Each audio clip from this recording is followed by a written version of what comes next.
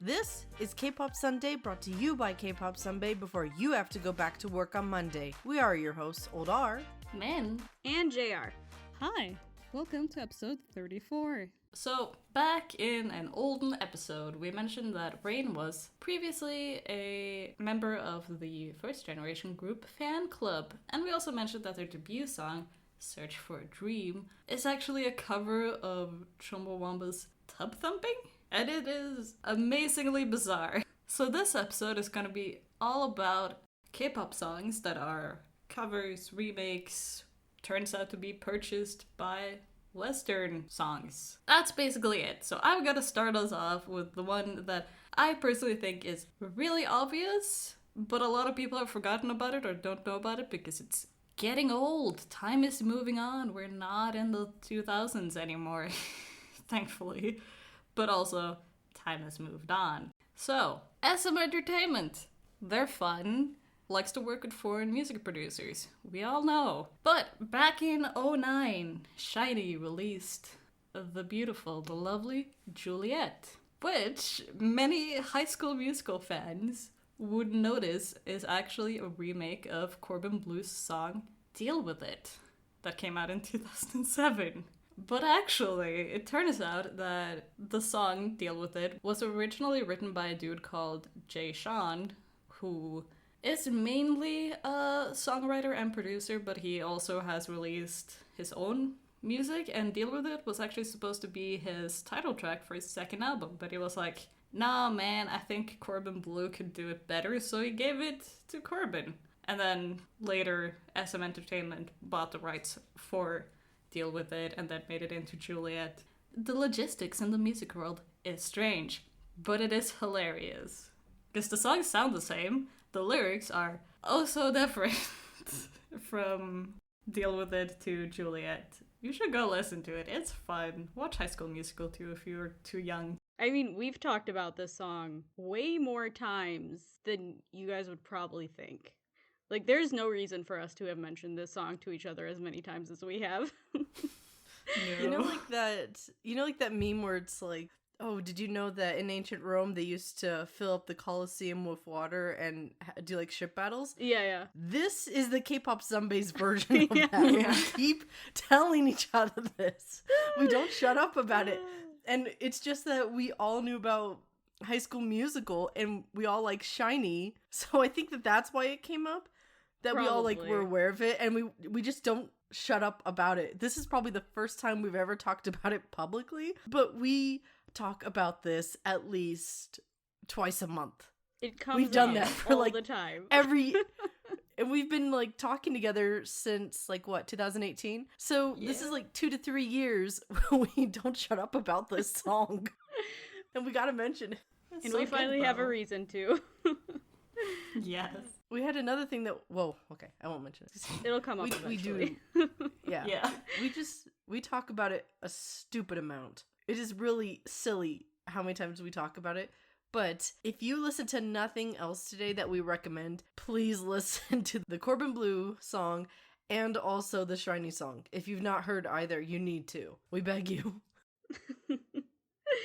Unfortunately, though, the Corbin Bleu version is such bad quality. At this point, it's just watching pixels on a screen. There's no definition. Yeah. But you can get the gist. You're like, okay, I see what it was. Yeah. But it's great. And we're all Corbin Bleu people. We were never Zac Efron. Yes. All right. So I was actually kind of struggling with this episode trying to find songs because I had a few in my mind and then I was kind of going back and forth on it. And then I found this forum post from I don't know how long ago. It was very long ago because there was not a ton of recent releases on there.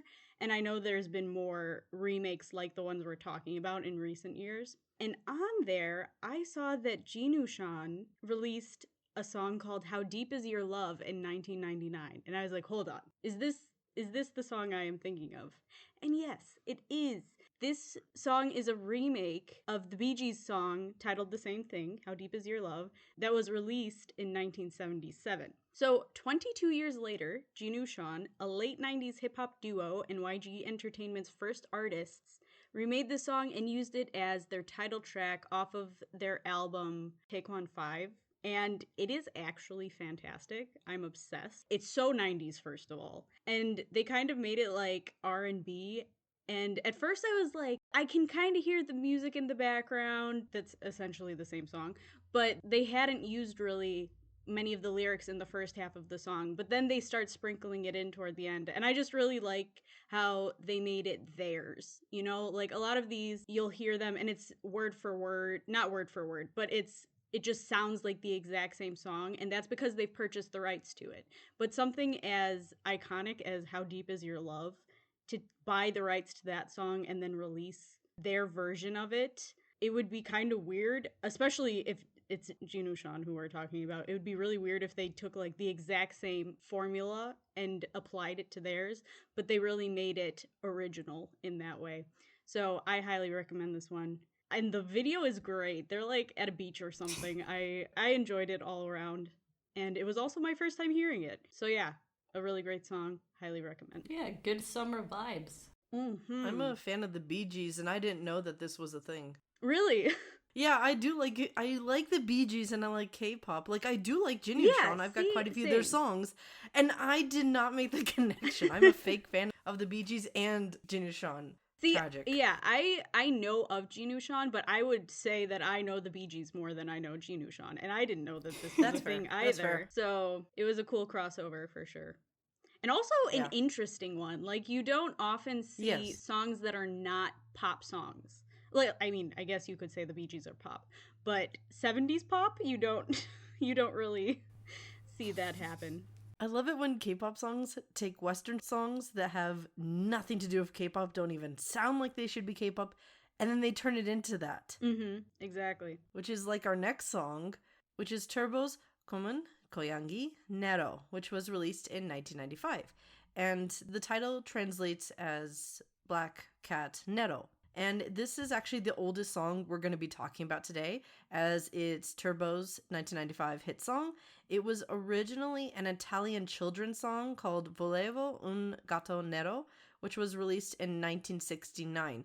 It is also commonly referred to as Kuro Neko no Tango, as a Japanese version of the song was also recorded in 1969 by kids in Japan.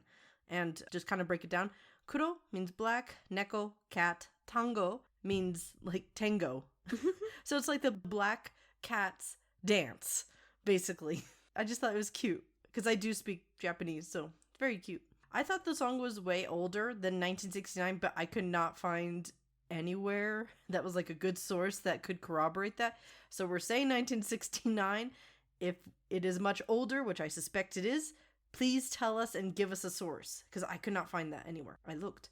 Turbo is not the only group to do this song, as it was covered by ATEEZ Last Halloween, and Kim Jong-guk, who is a member of Turbo, appeared in the music video for it. And I am a huge sucker for callbacks and inclusion, so I absolutely loved this. I loved ATEEZ's take on it. Kim Jong-guk is great. I love watching him on variety shows. When I first saw him, I thought he was like 25, and he was probably 30-something at that point. He just looks so much younger than he is. It's his face. He's got baby face. He's got a baby face, which is hilarious because he is ripped. So it's like, well, the body doesn't match the face type thing.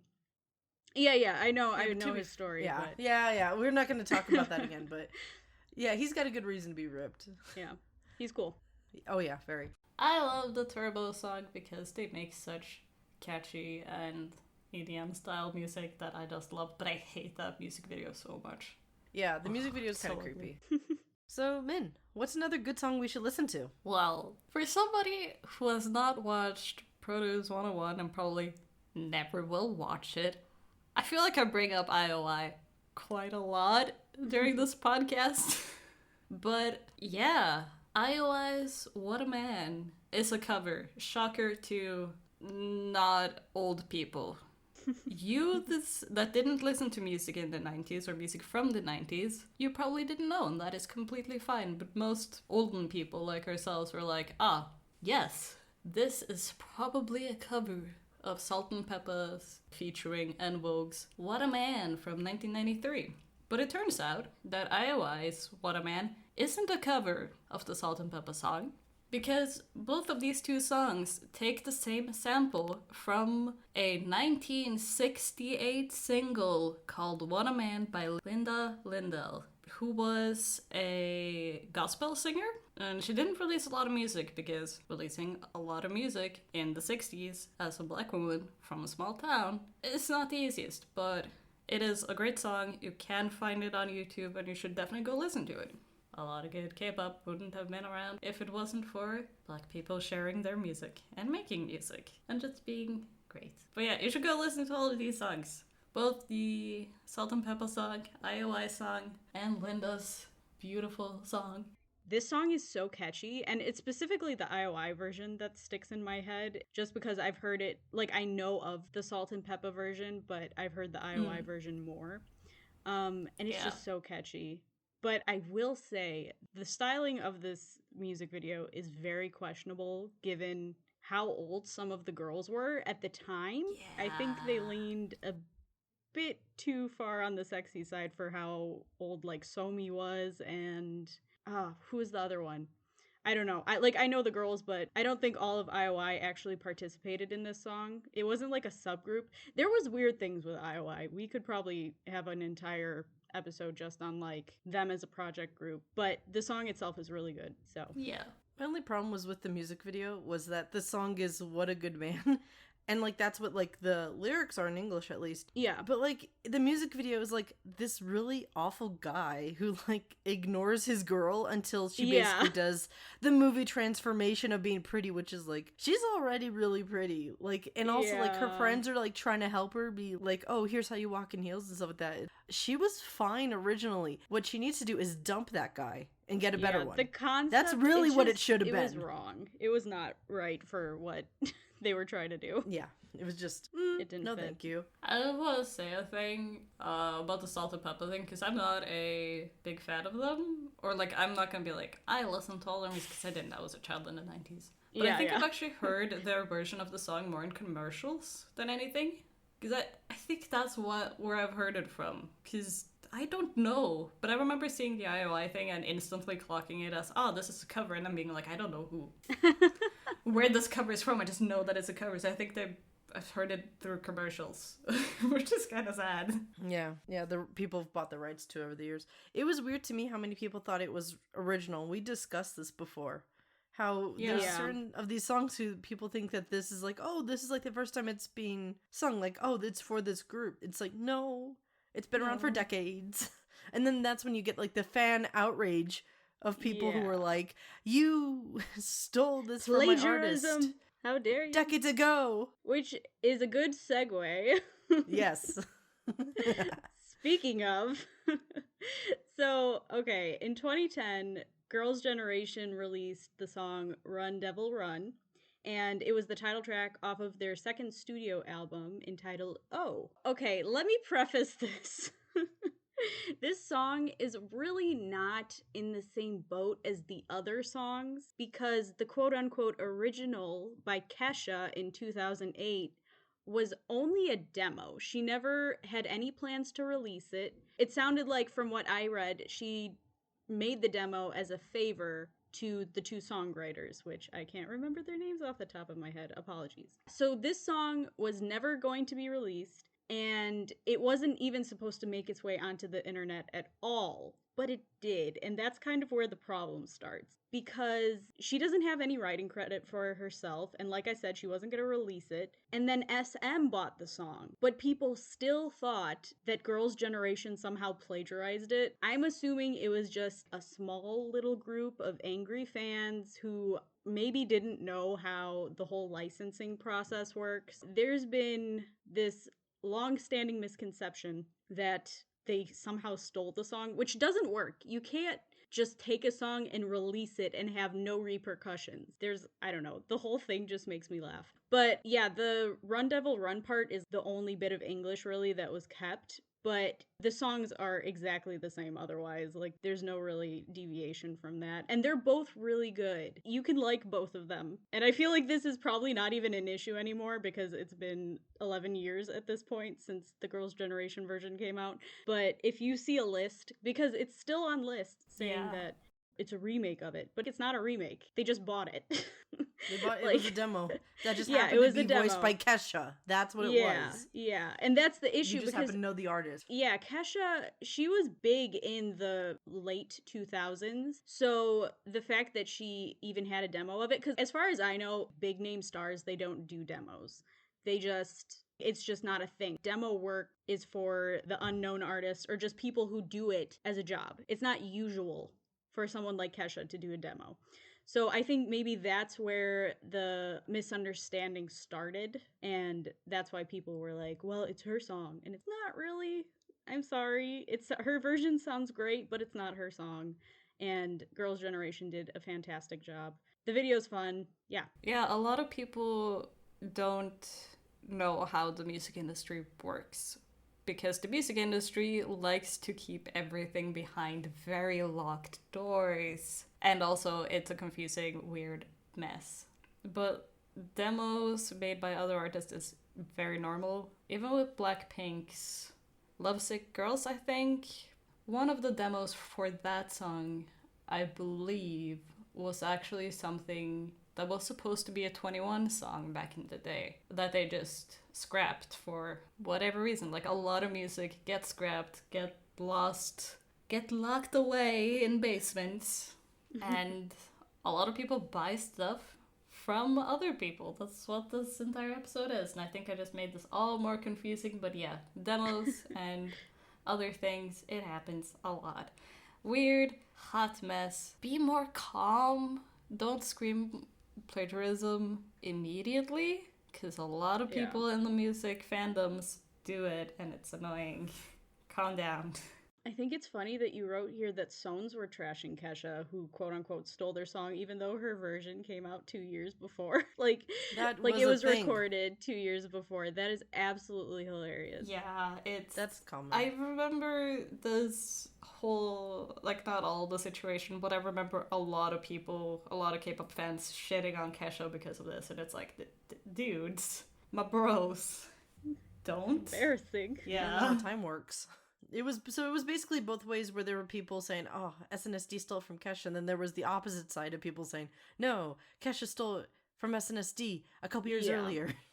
Yeah, I think that's the problem with people didn't realize it was a demo, because you don't usually know demo artists, although I feel like nowadays people understand that more. Like, I see for NCT and WayV, people are aware of what the demos are, and they like discuss them, or they try to basically do mashups of them. But back at that time, a lot of K-pop fans did not know that as much, and I think that was the problem, that they didn't understand that. In K-pop, there's one group that used to be demo artists, and they were also like voice coaches and stuff like that, and they became a group. I don't know if you guys know them, V-Romance. They're in the same company as Mamamoo, but they did not get the same attention, which is garbage. They did not get like the same attention, promotions, nothing. They were not treated as well as they should have been. They should have been the next SG Wannabe. They had like the skills. Their songs the lyrics were just beautiful. The music videos were impeccable.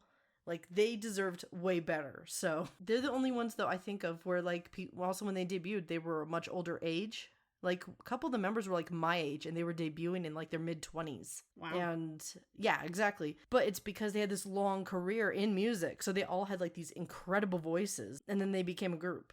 And now, unfortunately, like, they're going through like their military enlistments. One of the members got married recently, but their discography is incredible, though. They should have been the next SG Wannabe. They got robbed. They deserve better. The Kesha demo, I don't think actually surfaced until about 2008. Demos usually don't get released to the public. So I think that's why a lot of Sones were like, she's stealing from our biases. Okay. Because the song wasn't actually public knowledge until somebody dug it up. So I think that explains a bit of it. I think, though, our original argument still stands, though, because we were saying that it was a demo and people flipped out thinking that, she stole a recording from artists, which is common with K-pop. We've seen that with like Southeast Asia and in Europe where like people like basically like rip off K-pop and they'll claim it's their own. There's been a couple of high profile cases of that with BTS. Now, it's not only English songs that have been covered by Korean artists. In 2018, Super Junior released Ahora Te Puedes Marchar. It was a cover of Luis Miguel's hit 1987 song. As Super Junior has a ton of fans in Latin America, it was a welcome surprise for fans. However, the group didn't just cover the song. No. This is Super Junior we're talking about. They also recreated the music video itself, point for point, with each member dressing up to play as Luis Miguel. So they try to do shot for shot exactly. It is very impressive, and in my personal opinion, it is one of the coolest things they've ever done to date. However, Luis Miguel's version wasn't the first iteration of this song, as it was released in English as I Only Want to Be With You as the debut single for Dusty Springfield in 1964. I remember this song coming out, and it's just as good as I remember. Oh my gosh, I love the whole thing. And like you said, I didn't realize that they were doing shot for shot. So I'm looking at this and I'm like, I love that it's kind of like old fashioned and all this stuff, but it's because it's shot for shot, and that makes so much more sense. And just the fact that they're playing Luis Miguel, it's so funny to watch them just have cuts and then it's another member and another cut and it's another member, but they're all dressed the exact same way. I don't know, I The love wigs. it. It's great. It's a wonderful music video. It's great. I love how they were so serious about getting the expressions down. Mhm. Like, my two favorites of the music video, just to watch their faces, are Eunhyuk, who starts it off, and then Yeowook. Both of them have, like, the most... Oh, and also Shindong is really great in the music video. Just, like, their expressions. And then I love how it ends on Ye-song. And he just nails it. It is so funny. It is so Super Junior, though, to do something so out of left field and so funny, but so good. That's why I feel like that's like what Super Junior is. They are one of the best, if not, yeah, they're definitely in the top 3 best entertainers. Like best entertainer K-pop for groups. sure, yeah. They're there Yeah. to entertain, and they're great at it. Like, they're naturals on variety shows, and they have been since the beginning when they had their own little show. They are very consistent. Or like when they went on Weekly Idol and they just like drove the poor MCs up the wall. Just like with their shenanigans, but that's just Super Junior. And the more of them that come, the more chaotic it is. But even with less, though, they can still have that same energy. Mhm. Which I noticed that with some groups that are like bigger, like 17 or NCT, how it's like, oh, when you get a lot of people together and with certain personalities, you can get these really off the wall things. But Super Junior, it's just they get an idea and off they go. I love it whenever they go bother other groups that are supposed to be very chaotic, and the other groups are just like, get away from me. They're just horrified. They don't know how to react. That's also something that I think is very impressive about Super Junior. They still can surprise people after all this time. Now, let's go talk about one of my favorite tracks on here. Min, take it away. So, in the year 2009, a lot of good music was released. But one of the songs that was released was Wisung did a cover of Insomnia. So, Wisung's Insomnia is a cover of David Craig's song Insomnia from 2008. And what's so fun about it is that this is a true cover. This is not a remake, not a sample. Wisung's Insomnia is a true cover of the David Craig songs because Craig actually wanted to spread the popularity of the song through Asia. So he actually chose for Wisung to do a cover of the song, which is really weird. Like, that's a weird way to spread a song, because I remember Craig's song being on the radio in like 2008 when it came out. So then being like, hi, I want somebody else to remake this entire song for Asia. So weird. It's still a good song. It is a bop. And there was also a remix that features both Wisung and Craig on it, but you can't buy, because Wisung released the single as like a normal single release with like the single, instrumental, and then the remix, but you can't buy like one of his title albums and expect to find Insomnia on it because it's not. I love this song because I didn't hear the David Craig version first. I heard the Wee Song version, and I kind of knew it was a cover because when I first started listening to Wee Song in 2003, on his album, I think it was called With Me, I think that's what it was, he had one or two songs that were in English. So him doing Insomnia, it had a similar sound to it where it's like, that's believable.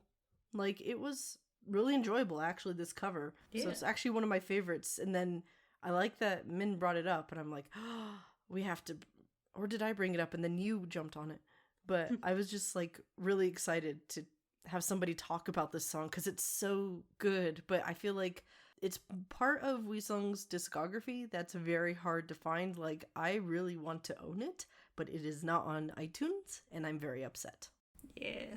So Wee Sung is an artist that I obviously know about. I don't know why I know his music. Like, it must have come out on some variety show or something, and like, I know his voice, I know his face, and unfortunately in the past few years he's been going through some struggles, so he's been in the news a lot, but his voice is so beautiful. Oh my gosh. And the beginning of the video, I really love this. He's miming out like the word love with his hands as he sings it, and it just is so late 2000s. My sisters and I, we would be on photo booth on those brick Macs, and we'd like sit there with our fingers and we'd put love together. Like, oh, it just was so nostalgic. I am obsessed. I love it. I really need to get into his music. It's so good. Yeah, I can help you with that. I'm a big Wee Sung fan. Yes, Old school Wee indeed. Sung, I have gaps in my knowledge, but I enjoy his music. Fair. He was also another one who was in a group. He was in, I believe it was A4 before he became a solo artist. Really? Oh, that's cool. I think that's the one that was in the same company as Baby Vox. Like, they were, that was like their brother group that did not do well. Oh, obviously, since he's a solo singer now. Well, sometimes there's groups that are successful, then they go on to Yeah. be also successful soloists, like Unjiwan. That's true. All right, so my last song or pick for this episode is Born Singer by BTS. And again, this is not like the other songs because this isn't an official release. I wouldn't call it a mixtape because it's like a single song, but it's the same idea as a mixtape. You take the music from another artist and you put your own take on it, essentially. BTS members have done a few mixtapes in the past. So it's a way to take a song. Obviously, they're not saying that it's their own song, but it's a way to take one and put their own lyrics to it without having to pay for it. Like, they just put it up on YouTube or something like that. But there's no legal repercussions for doing that, as far as I know, because people continue to do so. Born Singer is a remake, quote unquote, of the J. Cole song Born Sinner. And both were released in 2013. J. Cole's song was released in June of 2013, which was actually the same month that BTS debuted. And then just a month later, the boys' version came out and was released in July. And I knew that the song was a remake, but I didn't know who J. Cole was. And both versions are really good. They're both, what's the word I'm looking for? They have different contexts, obviously. But the BTS version is great. I love the vocal line, particularly on this song. I think they sound incredible. And the raps are really good too. But yeah, I don't know how many people, I'm sure BTS fans are well aware of this. And I was a pretty big BTS fan in 2015. I would like go and find the ripped versions from YouTube or whatever, and I would download them and I'd be like, this is fantastic. I like this version more than the original version or something like that. Because they've done quite a few covers, and they put them up on like SoundCloud or something. I don't know. But this one, really good.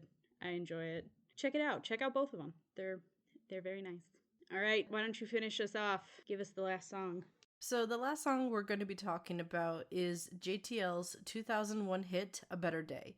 It was originally a Norwegian poem, but then it was made into a song by Norwegian artist Varsolg in 1977.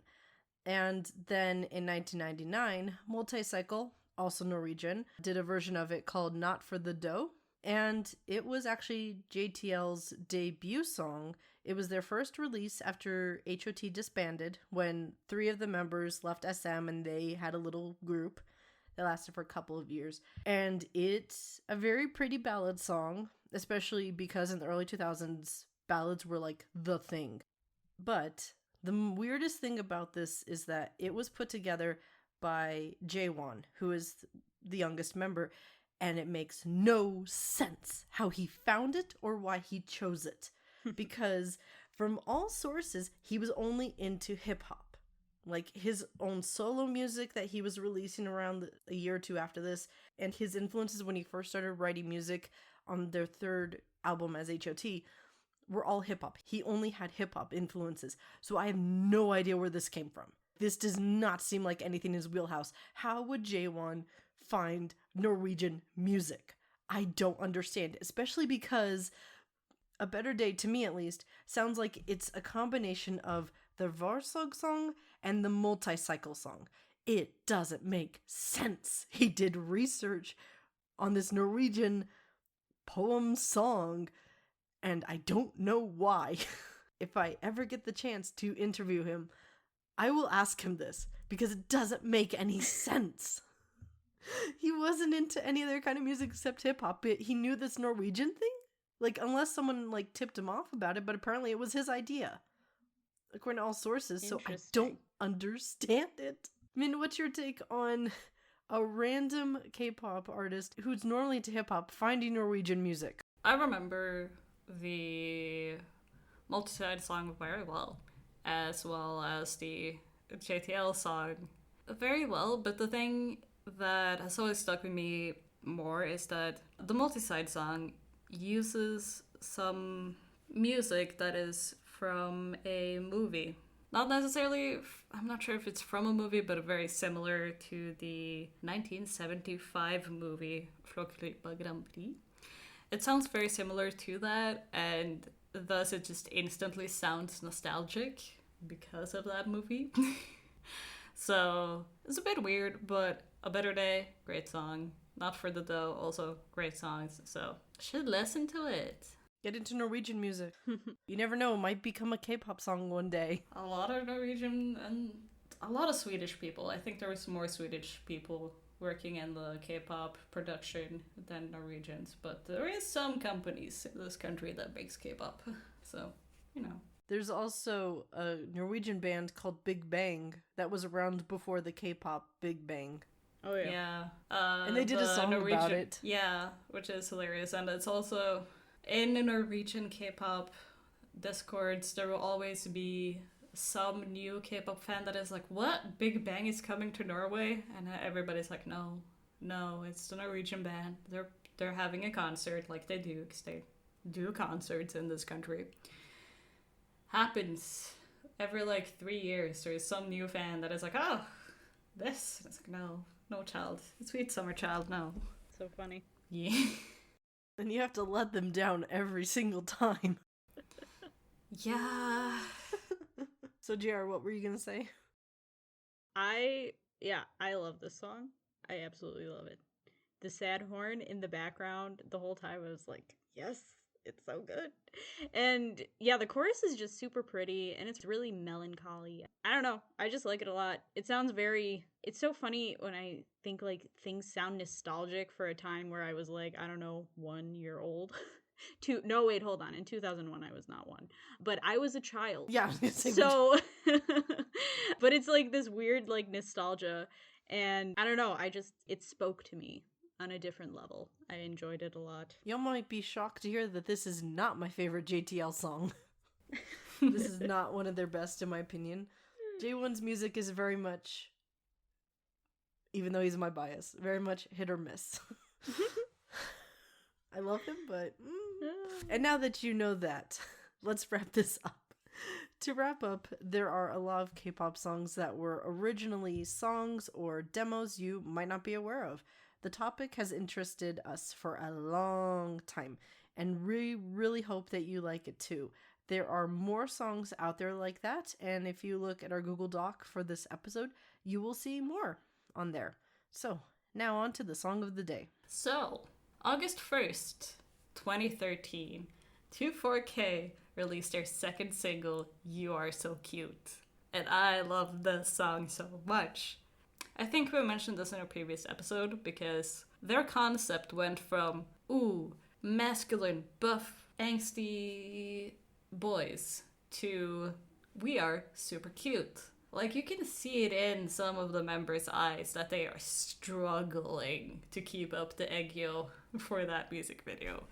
Like, watch them, especially in their dances or when members are in the background of the video, you can see some of them being like, oh lord, what has my life come to? I've regret all of my decisions. But it's a great song. And 24K has been through a lot, but their music is good. So you should go listen to You Are So Cute. You should also probably listen to like Hurry Up and all their other songs, Superfly, whatnot. But You Are So Cute is the best one and will always be my favorite one, even though the boys probably hate it. It was done under duress, but it was great. Yes. Here is your trivia question of the day. A lot of demo songs eventually became popular K-pop songs that could be found online. But do you know who sang on the original demo for EXO's The Eve? If you do know, please contact us on social media and we'll give you a shout out in the next episode. Thank you for listening.